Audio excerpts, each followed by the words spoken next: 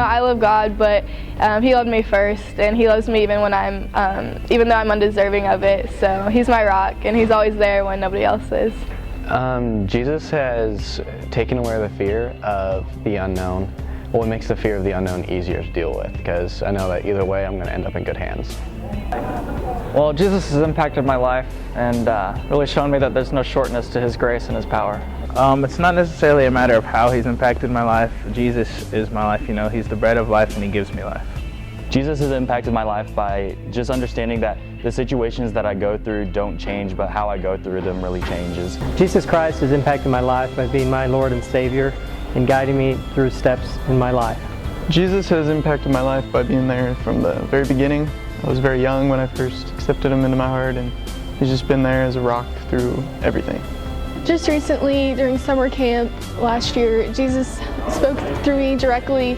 I'm going to be becoming a youth pastor when I go to college in the fall, and I'm very excited to see what else God will use through me and in through me. Well, He has given me purpose, and He has given me a reason to live and a way to do that so that I can be convicted and yet compassionate.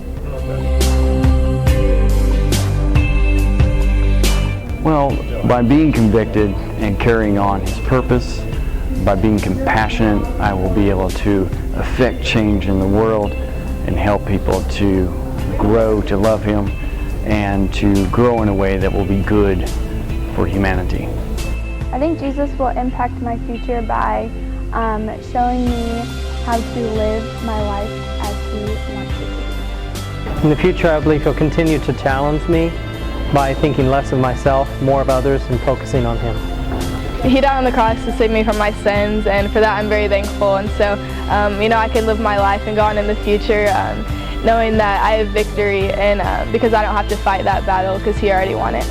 Jesus will impact my future because I understand that there's nothing that I go through that He doesn't go through with me, and that my future is this place that He's already been, and just knowing that really puts me at ease. There's a verse that talks about there's no eyes that have seen nor ears have heard the plans that the Lord has for you. So, I'm not sure what He's going to do, but I know He has plans to prosper for me. And however He'd wish to do that is what my will would be.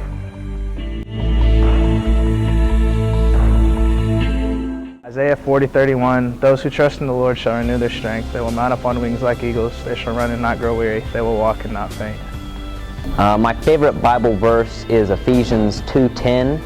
because it says that we are God's masterpiece.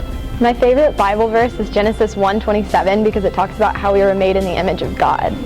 Favorite Bible verse is Philippians 4:8. Finally, brethren, whatever is true, whatever is honorable, whatever is right, whatever is pure, whatever is lovely, whatever is of good repute, if there is any excellence and if anything worthy of praise, dwell on these things.